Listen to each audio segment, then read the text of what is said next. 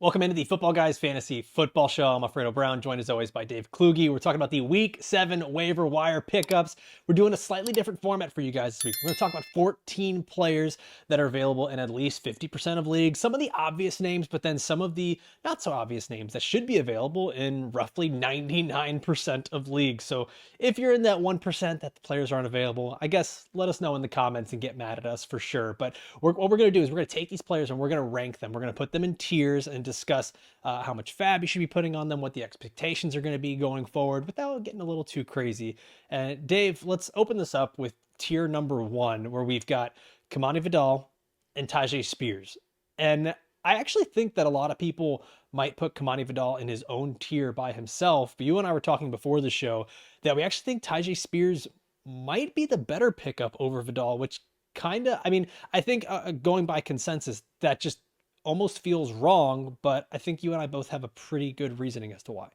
Well, I think there's two things here. One, Kimani Vidal is going to be relatively short term. Like if you're picking him up, you're hoping that you can get another 3 weeks out of him. With the reports about Omari and Hampton, we don't know when he's coming back. Like it might be week 12, it might be even later than that. So I think that's kind of the downside with Kimani Vidal is that you're probably not going to have him for the fantasy playoffs. But additionally, like I always do with these like buzzy breakout players, I'm gonna go watch the film because like we didn't get a lot from Kimani Vidal his rookie season. Like he was inactive for a bunch of games, dealt with some injuries. So I go back and I watch the film, and there isn't a single takeaway besides the Miami run defense is awful. I mean, like all of these big breakaway runs for Kimani Vidal were just in massive holes. Like I wrote in my article this morning, like you could back an 18 wheeler up into the holes that he was running through. So I don't really have a takeaway on Kimani Vidal. Like if he played the Dolphins every single week, yeah, this guy's like a rest of season RB1. But I still feel like we didn't see enough from last week that I'm ready to like put a big stamp on it. Absolutely worth a pickup. And, he could be this guy that just shoulders the workload for the next couple of weeks. But I think what we saw last week against Miami is probably going to be his best game. To add to Vidal here, he's available in 55% of sleeper leagues. So he still, a lot of people went and picked him up last week. Not everyone was totally sold. A lot of the reports that Haskins was going to be ahead of him. Obviously, the big game, he got the big workload, easy opponent, right? You mentioned the Amari and Hampton thing, and like this went from like, oh, it's not a serious injury to, oh, let's put him on IR to, oh, it's probably going to be longer than the IR stint. And right now, we're Mm, looking at potentially 6 to 8 weeks. So he could be out like potentially all the way until week 13. And remember, this is all speculative, right? Like we don't know. We're not in the medical building for the Chargers. We don't know these things. But if he's out until week 13, we're talking about like getting him back potentially for the fantasy playoffs. But I think what that does do is that would limit how valuable Vidal is going forward. The Chargers have a week 12 bye. They get Indy this week, who's allowing the eighth fewest points to running backs. So mhm. we could get a harsh dose of reality for Kamani Vidal here.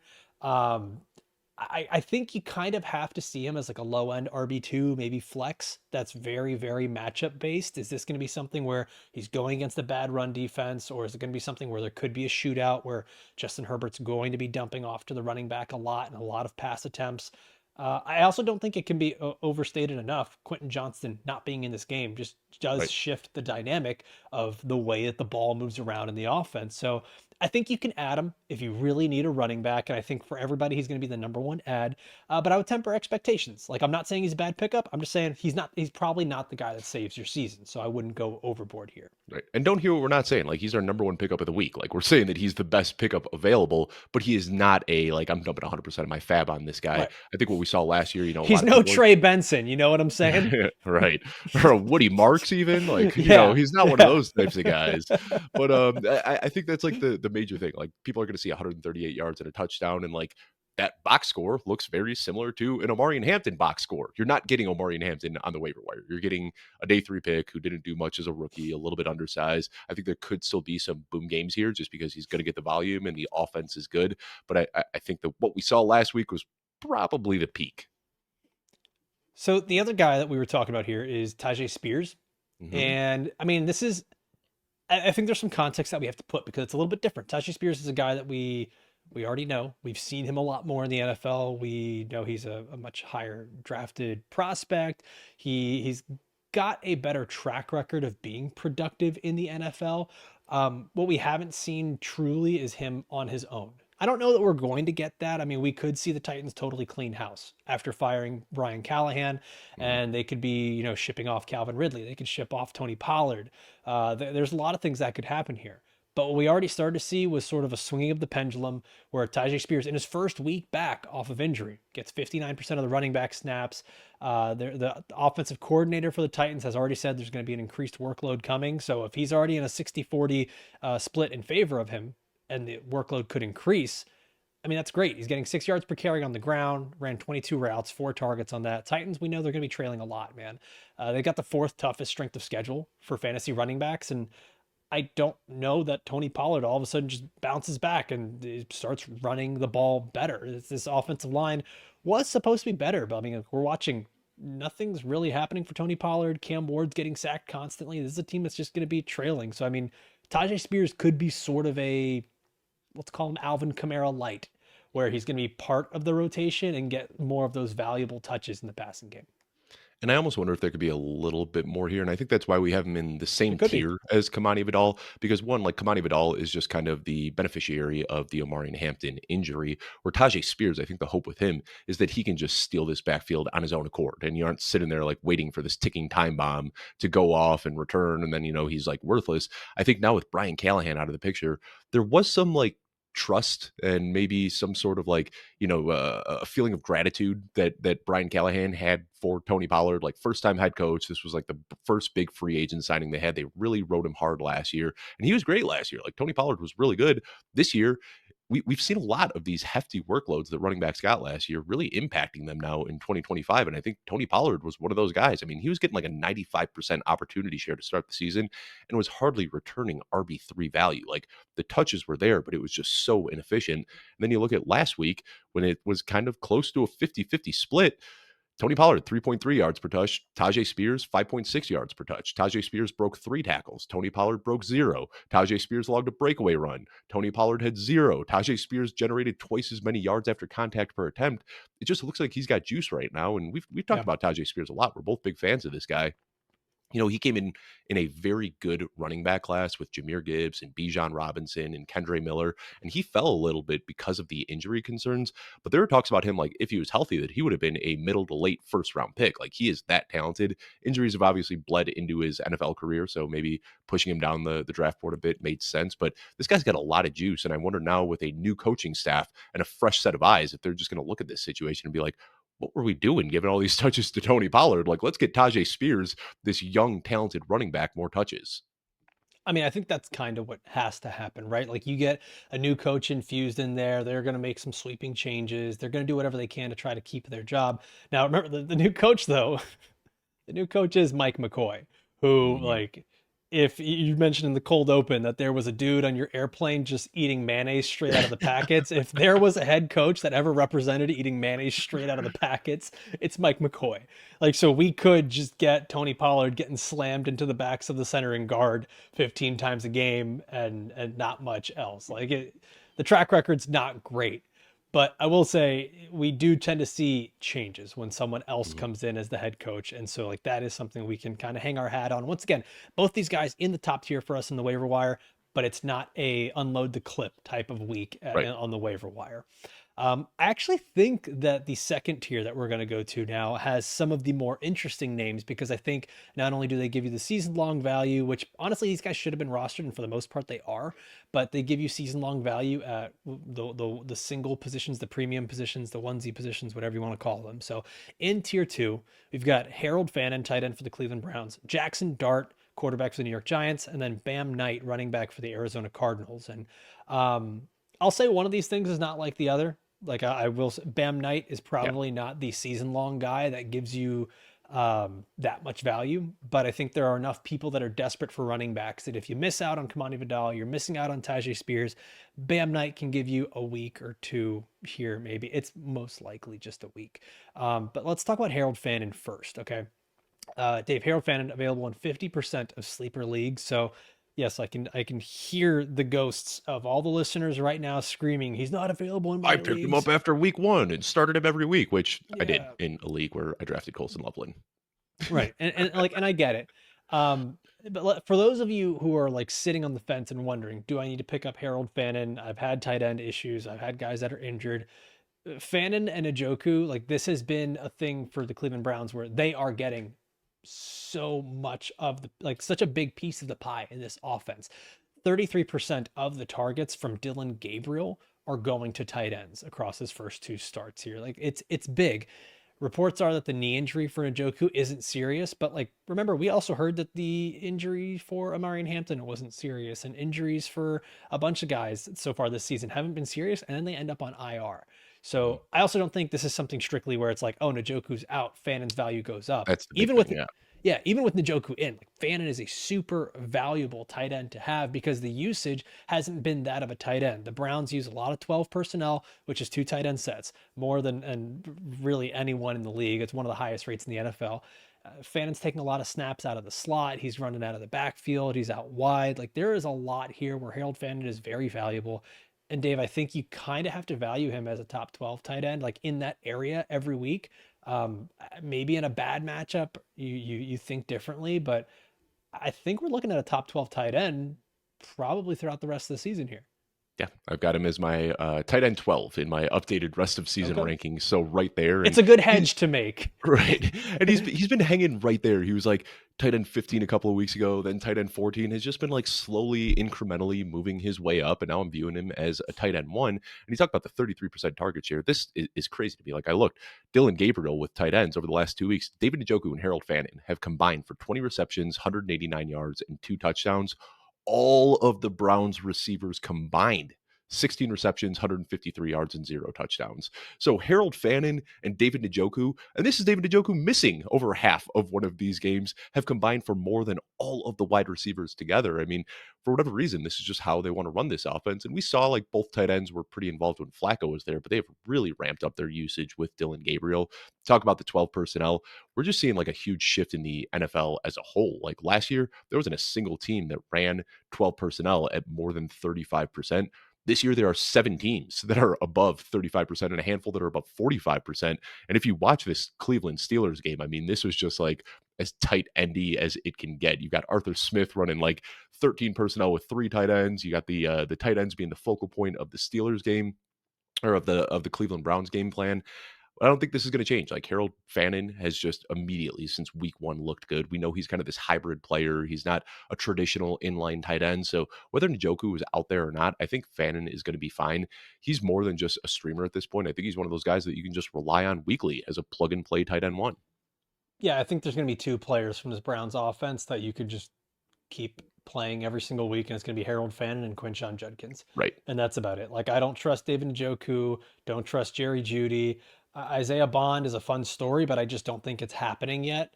So if So he just caught that ball instead of doinking it off his helmet, doinking it like, off we'd his be so face. happy. We would be so excited if Gosh, Isaiah man. Bond got in the end You're zone. right. But You're right. You're right. I would totally let that just wash over me because I'm a big Isaiah Bond stan. it is Uh, ridiculous though to see him just wide open at the goal line and just right Dude, in the like, side what are of you the head. doing? You're running a slant at the goal line. Where are you looking, sir?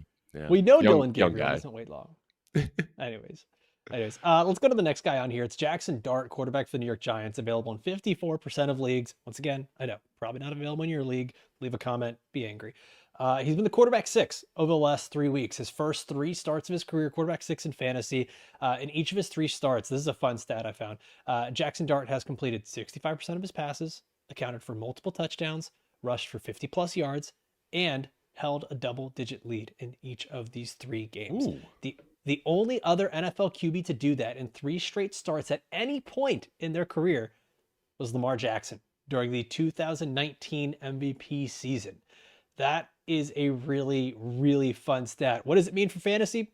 Probably not anything, but it's showing us that Jaxson Dart is doing something that is relatively unprecedented as a rookie, and it means that we do need to take notice of it. Like, this isn't just, I think the words that we had used initially was it's kind of like a Tim Tebow spam effect where you know he's going to run, so you can kind of just keep starting him.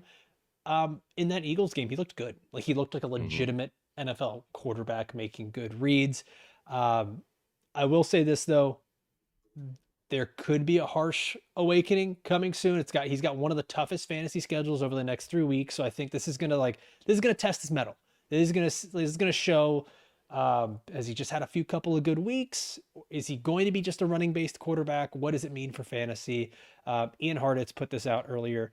Dart leads all quarterbacks in both scramble rate and designed rush rate this season. Mhm. So if there's one thing we know, whether he's going to be a good passer or not, whether he's going against a tough schedule or not, Jaxson Dart is going to run the football, and that is just incredibly valuable for fantasy, no matter what. And I think that's just it's as simple as that sometimes. Like this guy is basically giving you like almost an average of 10 points per game just on the ground, where he's giving you 50 rushing yards per game, scores a rushing touchdown every now and then as well. And like that's what really elevates his floor and ceiling.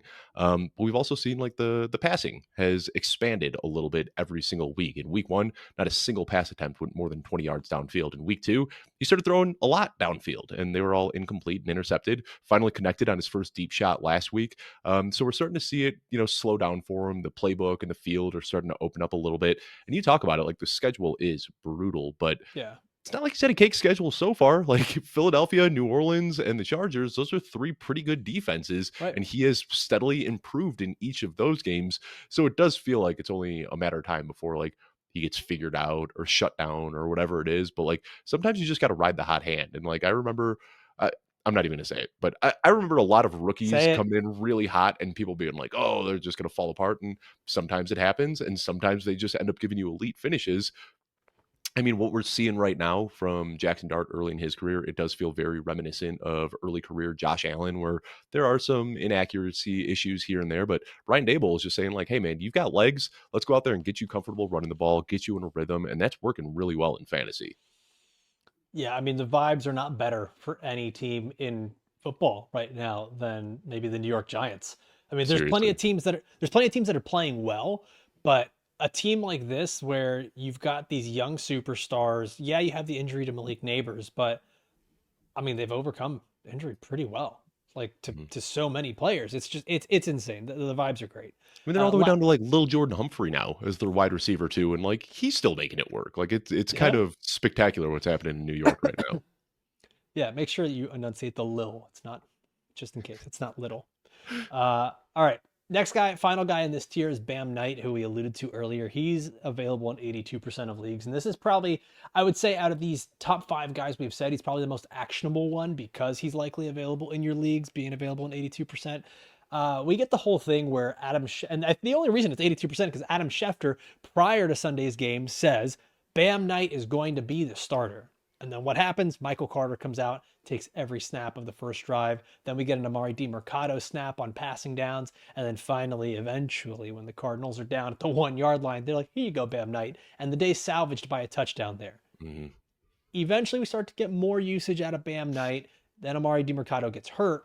And then we kind of see what this backfield turns into. It turns into a split of Bam Knight doing the early down stuff, Michael Carter doing the passing down stuff. And one of the big things that happened for Carter was he missed a block on a passing down that led to just an awful play. I can't remember if, pardon me here, I can't remember if it was a sack or an interception here, but it was in a pivotal moment of the game.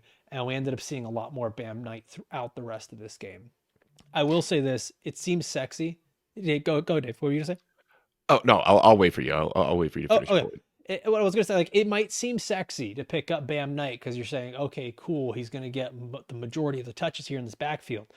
They've got Green Bay this next week. That's a tough matchup. Then they've got a bye week, and then it looks like Trey Benson could be back for Week 9 against Dallas. And so I know that we want to run out and just like, hey, give me a running back to start this week, but it's going to be one of these guys who he's probably a running back three who's touchdown dependent, matchup dependent. The matchup's not great. What happens when Kyler returns? What's the dynamic of this offense? I don't know, man. Like I get it. He's probably one of the top waiver wire ads out there, but I don't see him being worth it. Yeah, and I think this backfield just has like all the makings of a potential headache. Like you said, like we don't know who the starter is, and then touches get split kind of 50-50. I think this is really going to be like who falls in the end zone on any given week. Like if Bam Knight does, you're feeling good about it. And if Michael Carter does, you're feeling good about it. I don't think there's going to be enough offensive production here for like both of these guys to be fantasy relevant. So I think they're both just like kind of desperation flex plays. And yeah, you talk about it. Trey Benson is coming back soon too, and I think that's what gets lost in all of this. Like we're We not getting assume. those same reports. Yeah, I mean, it sounds like he's going to be back week 10. I did some digging this morning, and it doesn't sound like he's going to miss any more time than his IR stint. So if he's back in week 10, like here we are coming up on week 7, week 8, and then we got the bye week, and then so what? You're getting 2 games where you're like hoping that Bam Knight can fall into the end zone. I don't think that he's going to run away with this job and take even 75% of the opportunities. I think it's going to be very much so a 50-50 split. So, I don't want to say don't pick him up because every team is different and you might really Right. be hurting right now. Maybe you're the guy who drafted Chase Brown and you don't want to start him anymore. Maybe you drafted Omarion Hampton and he's hurt. Maybe you drafted Trey Benson or picked him up off of waivers and he's hurt. Like desperation You're can having a rough necessitate. season. Yeah. I mean, like desperation might necessitate that you need to pick this guy up and put him in your lineup. But I like to think that if you're looking at an RB2 or a flex play, you could probably do better than Bam Knight. I would assume. I I would hope. assume, right? Like I hope. maybe somewhere on your bench there's someone that's already there. Like for example, if we're going into next week, would you rather have a Sean Tucker or Bam Knight, or is it a wash? I mean, same, but different. I mean, Right, and Bam we're Knight's not going to get a little bigger slice of the pie, but I think the Tampa Bay pie is a lot bigger. So I think it kind of and they're going to be really close in my rankings. and I think that says everything. Like we're not even talking about Sean Tucker on this Right. because of like his relevance in the waiver wire right now. But that kind of tells you where the guy who's the number 3 running back on the waiver wire this week and probably most likely to be available in your league, where he stands compared to other guys. So all this to say, long story short, TLDR is just don't go spending a ton of money. Like is going to be a 1 week rental, and the week might not be that great. I do want to say Let's I go was down. forced to start. Forced to He said it. He start. said it. He said the I'm in a thing. I'm in a One 14 more time. team 14 team league, and had to really desperately start Sean Tucker this week, and seeing him fall into the end zone for 8.5 PPR points. That was just what I needed to squeak out a win over John Daigle. So that felt good, when you can get one of those guys, pick him up off of waivers, play him as an RB2 and get a touchdown. It wasn't pretty, but it'll work. No, it was definitely almost a shark. Good thing it was a start because he scored It there. very much could have been a shard Um, of the week. yeah, shark of the week. Let's go to the third tier here. Um, Third tier. These are some fun names. Jalen Coker, wide receiver for the Carolina Panthers. Oronde Gadsden, the second tight end for the Los Angeles Chargers. And Kayshon Boutte, wide receiver for the New England Patriots. Dave, let's start with Jalen Coker. We have him ranked highest amongst this group. He's available in 83% of leagues. Next week, he's going up against the Jets. Now, the Jets are absolutely in shambles. One thing that they do have is Sauce Gardner, but Sauce Gardner is likely to be shadowing Teteroa McMillan. So, in his first game back, could we actually see something good here with Jalen Coker? Xavier Legette has looked pretty bad, and he's had some pretty egregious drops and just moments where it's not coming together for him. It's not. He does this thing every time he catches the ball this year. He runs backwards. It is so weird. Like he is such a What did you big see? Like the physical kind of like player. pitch that he did? Like it was. Yeah, I could. the like I couldn't trying to even tell if it lateral the was a ball, pitch or if it was like just a he fumble. didn't catch it. Yeah, Yeah. that's It's how bad it was. yeah, it's been a messy year for Leggett. I feel bad for him. Um, but we've talked about this with Teteroa McMillan and the Panthers wide receiver room as a whole. Third easiest strength of schedule for a fantasy wide receiver over the rest of the season, and then the easiest strength of schedule for fantasy wide receivers in the fantasy playoffs. So I think Jalen Coker is not only a good pickup for this week against the Jets, but it's a good pickup for the rest of the season. Now, in reality, he's probably like a wide receiver 3, wide receiver 4 for your fantasy team. And like in the best case of scenarios, I don't think he's running around as like a wide receiver 2 that you need to plug in every week. But deeper leagues that you have 3 wide receivers in the starting lineup, 2 flexes, I think you can play him. Yeah, and this week I might temper expectations a little bit just because this has been Sure. a long-term injury. Like he missed 6 weeks. He also missed a bunch of preseason time as well. Typically, when guys miss this much time, we don't see him like jump right back into action as like a full-time player. So there might be a ramp up here, which stinks because, like you talk about, this should be a smash spot with Sauce Gardner shadowing Teteroa McMillan. I just don't know if I'm got enough confidence to put him in my lineup yet. But I think that when you look at this receiver room as a whole, like they've really been patchworking that wide receiver 3 spot all year. It's been a little bit of Hunter Renfrow, a little bit of Bryson Tremaine, like they're getting whoever they can out there.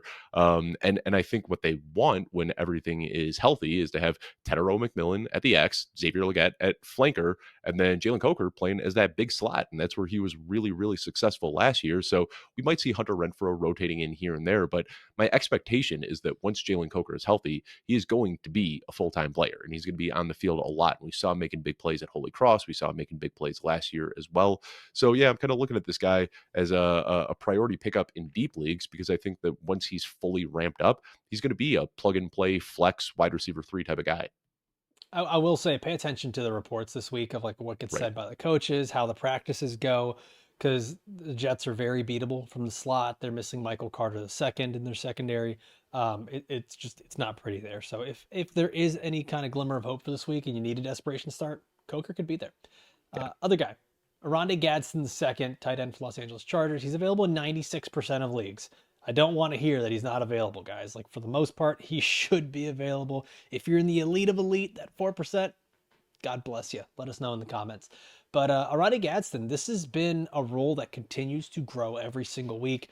You got a 75% snap share this week, 82% route share, and a near 22% target share. I know that there's the context that Quentin Johnston was not in this game, but Trey Harris was, and he took over that role. Will Dissly was back and active. And it looks like Oronde Gadsden So is has Tyler taken, Conklin. yeah, it's like Oronde Gadsden has taken over this tight end role, and it seems like he's not losing it either. Because even after he makes the catch early in the game and fumbles, they just kept going back to him over and over and over. They're targeting him in the end zone. Um, this looks like a role that could be his in a pretty bad tight end landscape. Fifth easiest schedule for a tight end over the next 5 weeks. So it could be a guy that you can stream here, over the next few weeks. Yeah, I think that there's he's a good athlete, and we know this guy was a receiver at Syracuse that transferred to tight end a couple of years ago. Dad was an NFL receiver as well. I think it was very smart of him to kind of get ahead of making that transition rather than having to do it at the NFL. And it seems like it was the right choice because here he is just a few weeks into the season, already getting near a full-time role. And even when you look at that snap rate, 75%, you're wondering when he comes off the field. The Chargers are the only team that run a lot of plays without a single tight end out there. Like almost 20% of their plays, they don't even have a tight end on the field. No other team is doing that at a higher than a 1% rate. So the Chargers are really playing a different brand of football than a lot of other teams out there. But Gadsden, even when he is on the field, he's not playing like a traditional tight end. He's often in the slot or out wide, and he's one of those big bodied guys. And it seems like those are the receivers that this Chargers staff really likes. You look at Quentin Johnston and Trey Harris, and they brought Mike Williams back this offseason before he retired. Now they've got Oronde Gadsden out there. They want these big targets that can work outside, and that's what Gadsden does really well. So I think he's worth a pickup in deep leagues. I don't know if I'm at the point where I'm like willing to stream him yet. I'd like to see one more game, kind of see how his workload looks when Quentin Johnston is back in the mix. But a young, talented guy on a good offense whose opportunity is rising, like that's exactly what you want to see in guys that you're picking up off of waivers. Yeah, I think he's probably going to be in that like tight end 15, 16 range on a weekly basis where like you're not saying he's an absolute start, but you're saying if I have a guy that's out, I'm probably going for the upside of Oronde Gadsden over a Theo Johnson or some of these other guys because we are seeing that there's volume there. We are seeing that there's run after catch ability, and it's just a good offense, right? Like it's a good Right. offense with Justin Herbert. So that's the big thing there. Next guy on here, Kayshon Boutte, wide receiver for the New England Patriots, available in 89% of leagues.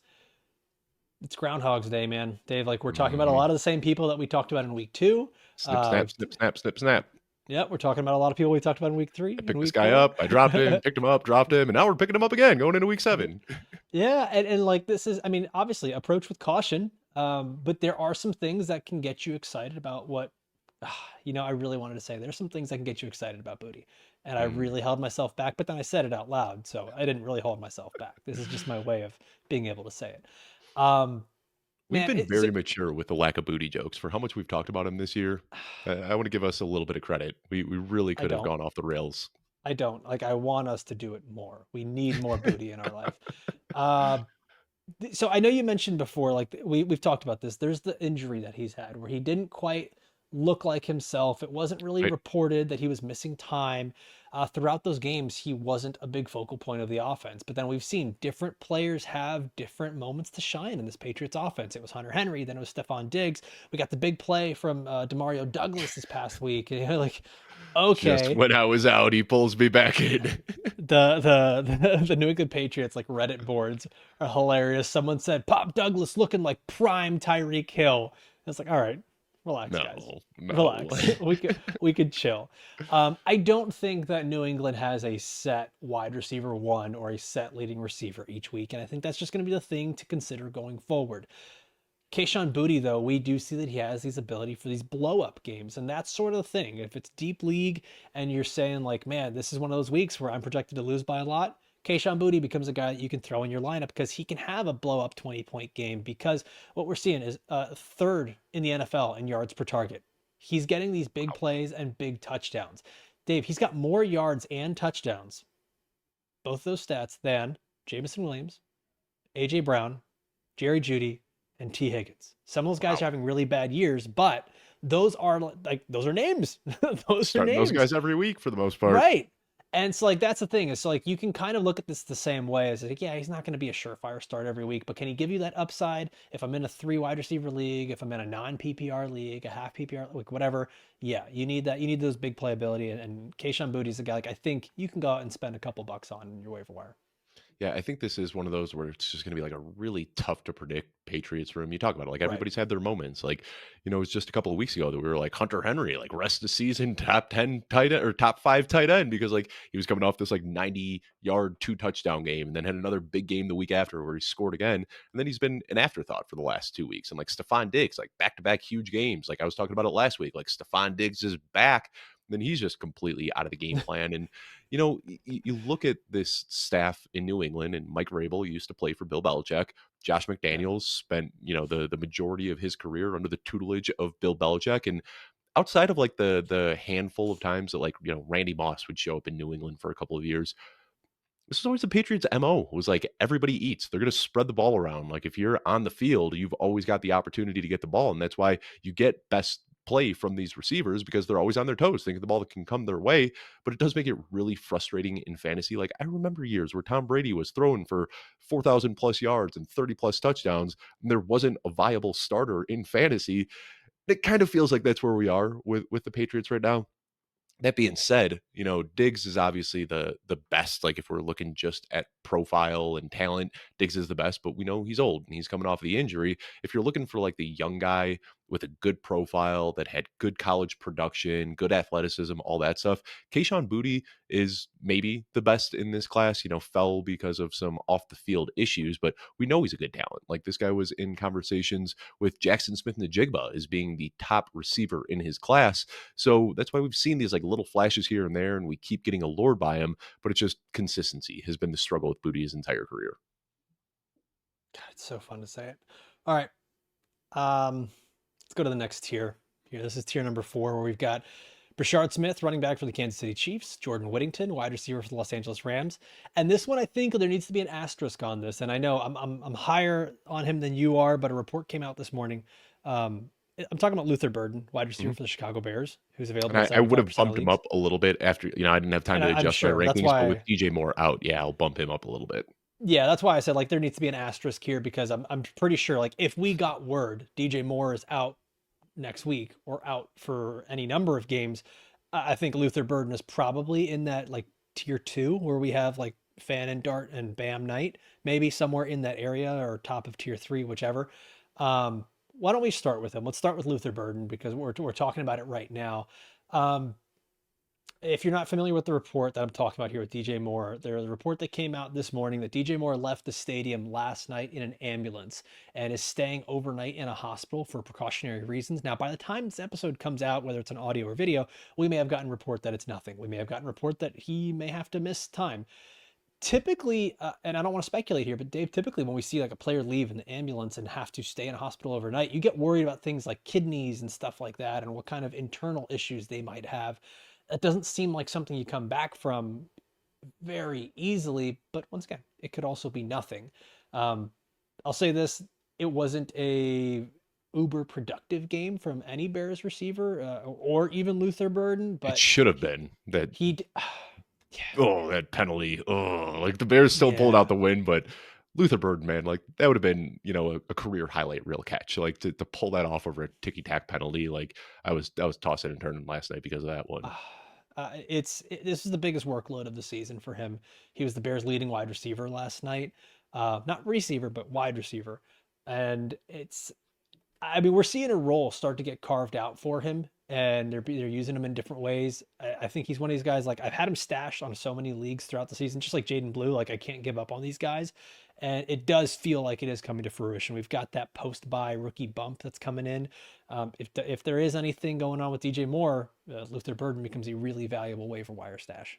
Yeah, and no idea what's happening with DJ Moore. We Prayers don't. up, hoping that he's I'll, going to I'll be look right okay. now as we're talking. I was looking while you were talking and I couldn't find Okay. anything about it, besides a lot of, what you said, speculation that it's like a kidney or a spleen or an appendix or, something like that. Because you also saw during the game, he pulled himself off the field multiple times. And it was weird. Like normally when a player's injured, they're getting their ankle taped up or they're getting their wrist looked at or like there's a specific injury that they're dealing with. And he was just like grimacing in pain. And like you could see like the trainers were just like rubbing his back, like, is everything okay? Something is clearly going on there. But still just absolute dog, like out there throwing the lead block for DeAndre Swift on the game sealing run, like, and then going to the hospital in an ambulance 15 minutes later. Like, love to see that from DJ Moore. Luther Burden, I do still think that, the same concerns that I had about him all season, I still do have a little bit. I think he's a little bit reliant on scheme touches. They're going to have to get him on jet sweeps and end arounds and screens and things like that. But the good news for him is that's a lot of what DJ Moore was getting as well. Like DJ Moore wasn't doing a lot of just like beating one-on-one man coverage. Like he was getting a lot of those scheme touches. So if those go Luther Burden's way, we know he's got the athleticism to make it happen. Absolutely worth a pickup. Not even in your deep leagues, like even in your shallower leagues, if DJ Moore, God forbid, does have to miss, a month or two or anything like that, Luther Burden becomes a full-time player in this offense. Yeah, I cannot find anything on DJ Moore. Just a lot of the Just a lot of speculation. speculation. Yeah. Yeah, I'm sure we'll have a statement released later today or something from the team. I want to say Um, NFL players are different though. I was trying to remember who, but I remember like 2 years ago, somebody having to get their appendix removed and being like, "Oh, this guy's probably going to miss like a couple of months." He was back at practice like 3 days later. Like these I NFL promise players you, are I crazy. promise you, I get my appendix removed, I will not be on the next show. Yeah. I Fun will. story actually. I got my appendix removed about 2 days, or sorry, 2 weeks before high school football practice started. First day of practice, took a helmet right into my incision, busted all the stitches, and I had to go right back to the hospital. So that's why, like, when I see NFL players returning like days later, just blows my mind because I was not able to do that weeks later. Let us know, Dave Kluge, in the comments, warrior or idiot. A Let little us bit of know. both. A bit of both. You're the Cam Scataboo of the Chicago area. I want to say, like, usually appendix scars, there's like very minimal scarring. It's like not an intrusive injury, but after having mine blasted open 2 weeks after surgery, I've got a Huh. gnarly scar from that one. Kind of regret that choice as a 14-year-old. 14-year-olds are known, especially 14-year-old boys, they're known for making very sound decisions with their Hmm. body, their Hmm. mental health. This is what Yep. they do. Yeah. Yep. Other guys in this tier, Brashard Smith, not much to say here. He's basically just become a receiving back only, which we kind of knew this. He's a converted wide receiver. He played running back at Miami. One rush attempt over the last 2 games here, Dave. 3 receptions in 3 consecutive games, though. So it's looking like that receiving role is growing. I think my only worry here is like Rashee Rice comes back. So what happens when all the short area stuff is removed or the gimmicky stuff with Smith is removed and we're looking at screens for Rashee Rice? I think where you're holding on to Brashard Smith is with the thought process that the Chiefs don't trade for anyone and he's a handcuff running back in this situation. Like I think that's all you're doing is you're stashing him in a deep bench. This is also like the Chiefs are a lot better this year than they've been Mhm. in years past. Like they've got their mojo back. I don't know how or where they found it, but like this is like there's explosive again. Like it's a high volume passing offense. And I almost wonder like when Rashee Rice comes back, if it just elevates everybody so much that you've got Xavier Worthy working deep, you've got Rashee Rice working deep as well, because we did see that change. I mean, very shortly last year, but like coming into year two, Rashee Rice was running a lot more downfield routes. So he can do the intermediate stuff, he can do the deep stuff. Xavier Worthy also kind of has both of those. Historically, what we've seen in these Andy Reid offenses post Tyreek Hill is you're either the guy running routes 25 yards downfield or you're the guy running routes 3 yards downfield, and there weren't a lot of guys that can do both. I think Rashee Rice and Xavier Worthy both kind of do have that elasticity. So overall, I'm just like excited for Rice's return and what it means for this offense. And if these guys both start clicking, like living up to be the wide receivers that we hope that they would be, there's going to be a lot of room underneath for Brashard Smith. It could get Isaiah Pacheco back on track as well. So yeah, definitely worth a stash. I just get really, this is like my blind spot in analysis. I love these wide receivers that convert into running backs. They I hate never him. pan out. Like Antonio I hate Gibson, him. it didn't work out. Who's the other guy that I'm thinking of? They never work out, but maybe this time it could work out. Did it work for those people? I mean, sometimes it does. Like Tony Pollard was the same Yeah. thing. Tyrone Tyrone Tracy. Tracy, he is flashing the. You know who I was actually I brought this up to Jeff Bell the other day. Charcandrick West. Do you remember that Oh name? God, yeah, Charizard West. That's what I used to call him. Yeah. Yep. And Dexter McCluster, another guy. Like Andy Yep. Reid has had these kind of hybrid players that he has found success with over the years. So much of their value came from the split designations where you could put him in your running back or your wide receiver spot. Unfortunately, we're not getting that with Brashard Smith, but we have seen these hybrid players kind of find success with Andy Reid in the past.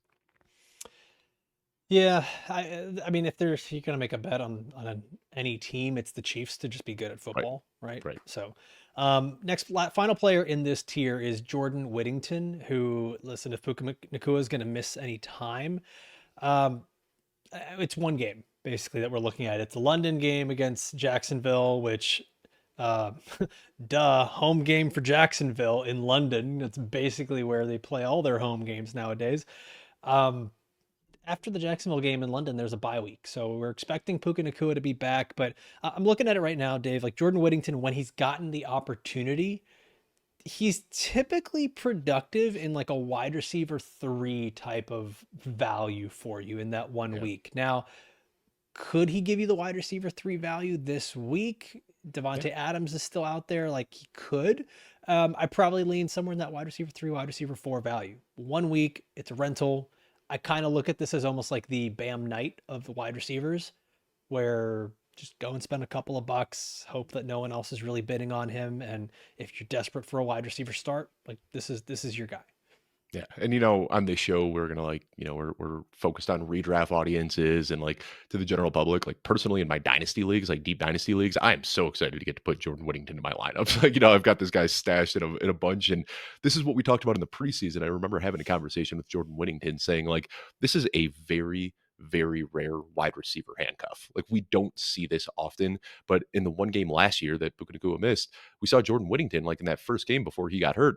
He went from being like a 15% snap share player to like an 80% snap share player. Like just immediately they will plug him into that Puka Nacua role. Now he can't do half of what Puka Nacua can do. Like he's not going to be beating guys in man coverage 20, 30 yards downfield. He doesn't have that route running ability. But when it comes to those short, shallow crossers and the end arounds and the jet sweeps and the screens and the slants, they're going to draw things up for him because frankly, at this point, like Jordan Whittington was a former high school running back. He can do a lot more after the catch than Devontae Adams can. They're going to ask Devontae Adams to win those routes downfield. And I think Jordan Whittington is just going to get a lot of manufactured touches. So definitely like a break glass in case of emergency. Like if you're starting Jordan Whittington in a London game, you probably don't want to do that in your like start 7-player redraft leagues. But I think that there is some kind of sneaky upside here for desperate managers. Yeah, listen, 92% of the snaps last week, 4 targets, 3 receptions. It just didn't have quite the yardage that we normally see. He's a big yards after catch guy, like you mentioned, because of his history as a running back, and that just didn't happen. But going up, this could have been a blow up game for any one of the Rams receivers, and as a passing game, it just really wasn't. Like it was a little uncharacteristic. Tyler Higbee stepped up. Yeah, it was weird. Like I had Matthew Stafford over 1.5 touchdowns. It's one of my props because like why not? He's been over that every single week going against the Ravens secondary that's just getting torched, and it just didn't happen. So it was an off week.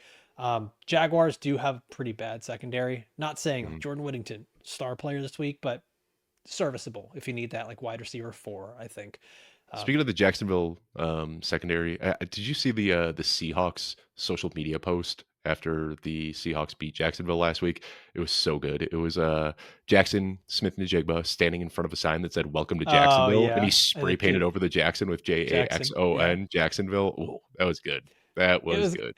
it was great. Who did the Jaguars trade for? Was it Greg Newsome? I think Hmm. that they traded for, Yep. and his first play on the field gets torched for a touchdown by Yeah. Jackson Smith-Njigba. Like it Yeah. was just like, could you like what is that like as the GM? You're like, oh, finally we fixed our cornerback problem.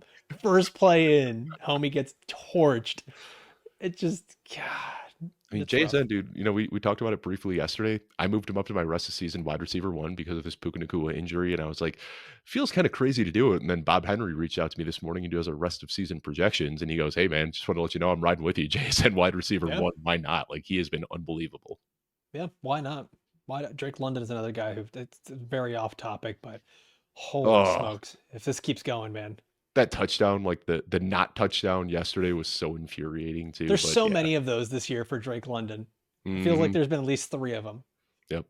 All right, last final tier here, and this is we're just gonna call I'm this just looking at the this for the first time and I just laughed out loud at seeing what this tier is. we're just gonna call this the Tampa Bay Buccaneers because the final tier here is just Tampa Bay Buccaneers pass catchers.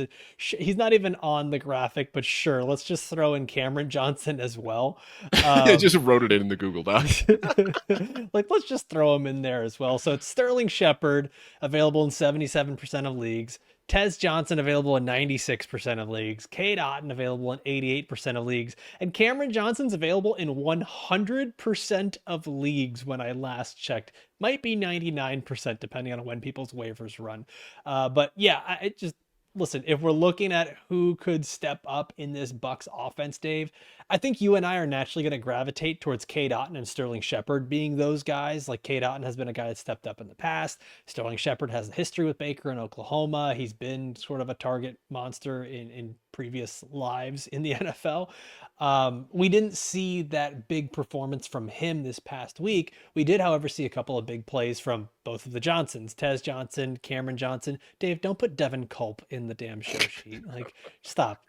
We've gone too far. We've gone way too far. Dude, I have Baker No. Mayfield has my utmost trust in turning anybody into a fantasy relevant player at this point. Who's the last? I'm gonna go find the last guy on the roster. Payne You Durham. talk. Go, Payne Durham. go talk about Devin Lit- Culp for 3 minutes while I find the literally, last guy on the Bucks roster. I checked to see if they even have any other active wide receivers. They don't. It is literally Sterling Shepard, Tez Johnson, and Cameron Johnson are the only active receivers they have. Abuka is hurt. Evans is hurt. Godwin is hurt. McMillan is still on IR. Like they have absolutely Ryan nobody. Miller. Ryan That's Miller. There you go. That's a Yeah. creative player. That's totally a Yeah. creative player. That's not even a real guy. Former tight end, I believe, that converted to wide receiver and has done like nothing. I mean, I thought Cameron Johnson is like a creative player. Like when I saw that first touchdown, I saw Johnson on the back of the jersey, and I was like, dang, Tez Johnson grew like a foot since college.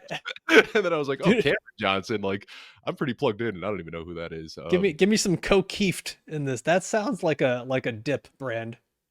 Just- like I know who he is. It's just these are not real people though. I guess I'm going with Cade Otton is probably like the preferred guy because we saw like there was a month last year when everybody was out that it was just like Cade Otton was just like a plug and play like high end tight end one, and I think he's probably the best available here.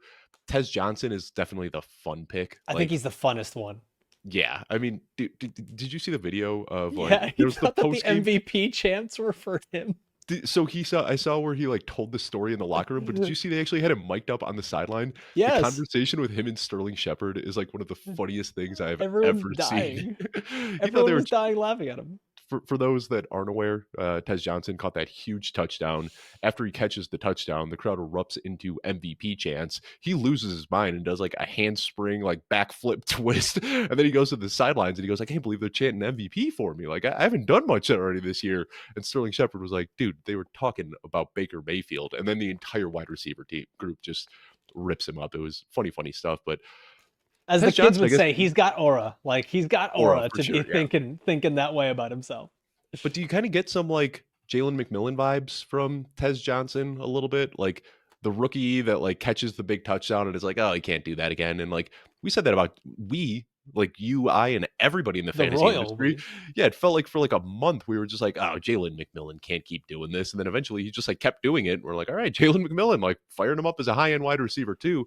I'm not quite there with Tez Johnson yet, but I am there with Baker Mayfield and him just turning anybody into a fantasy relevant guy. So we see Tez Johnson has speed that nobody else in this wide receiver room doesn't.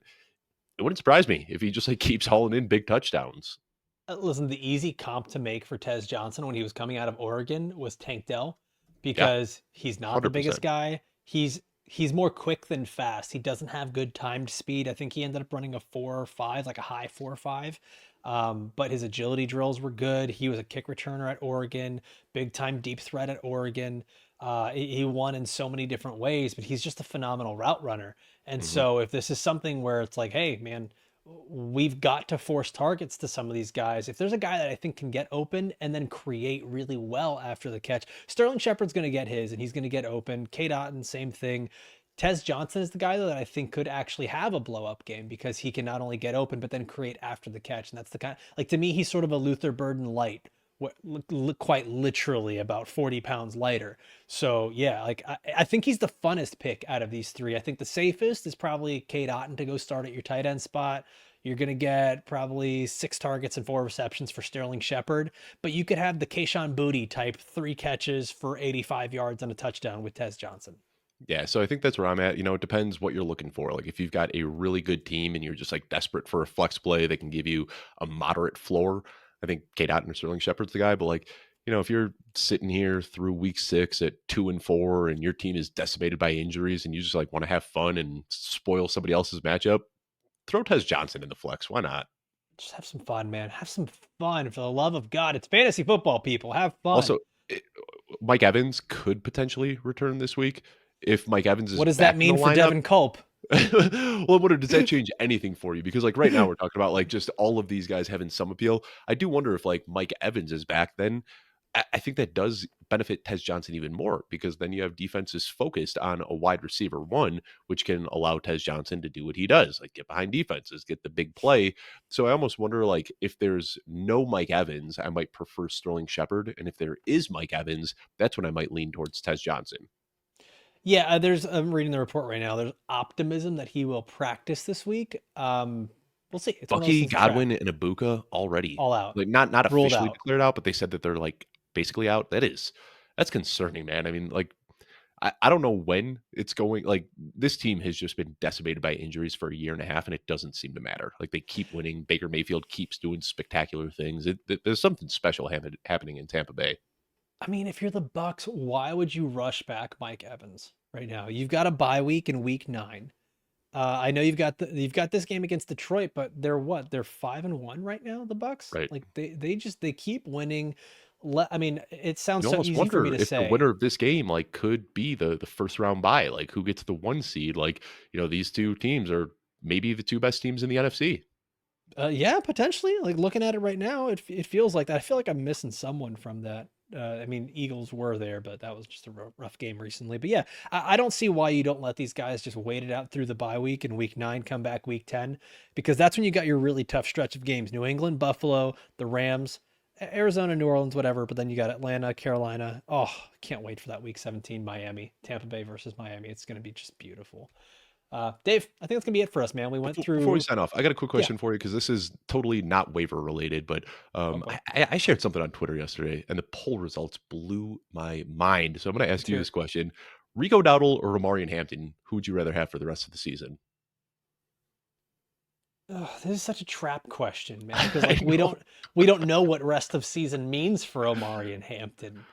I'll just It's blow the surprise. yeah, Twitter prefers Rico Dowdle Rico. right Yeah, now. I So assumed. if you've got Rico Dowdle and you could flip him for Omarion Hampton, like if you've got a good enough record that like you feel like you're already going to make the playoffs, that's crazy to me that people would prefer Rico Dowdle over Omarion Hampton. So, I just I did think this there's heat check something. yesterday on Twitter, thought people were going to like laugh at the question, and then I was just blown away by the results.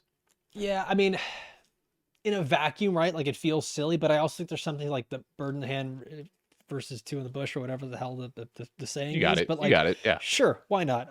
Why would you be holding birds? Anyways, Rico Dowdle, like what he's doing has been so unprecedented. Sure, could he end up in a split? Yeah, but could he also just keep being a stud RB1 the rest of the season? Sure. Amari Hampton, we know he's good, but is he going to be healthy enough to come back? Like they keep just trying to Right. changing the timeline. So it's like, I get it. It all depends on how risk averse you are. I do think that the people that are more ingrained in the fantasy zeitgeist and culture are willing to be like, give me the risk. I want the upside.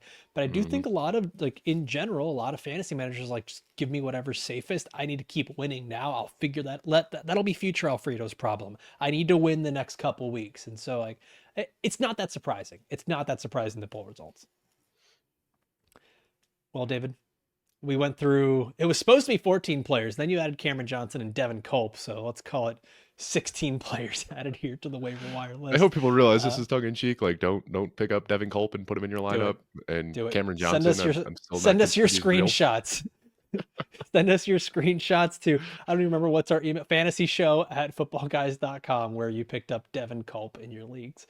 We're going to be back again tomorrow with our trade targets episode. And then Thursday, we are going to have our tiers where we're going to be ranking players for week 7. Dave and I will be back tomorrow. Like I mentioned, I want to thank everybody for watching or listening all the way through. For myself and Dave, we'll see you next time. Adios.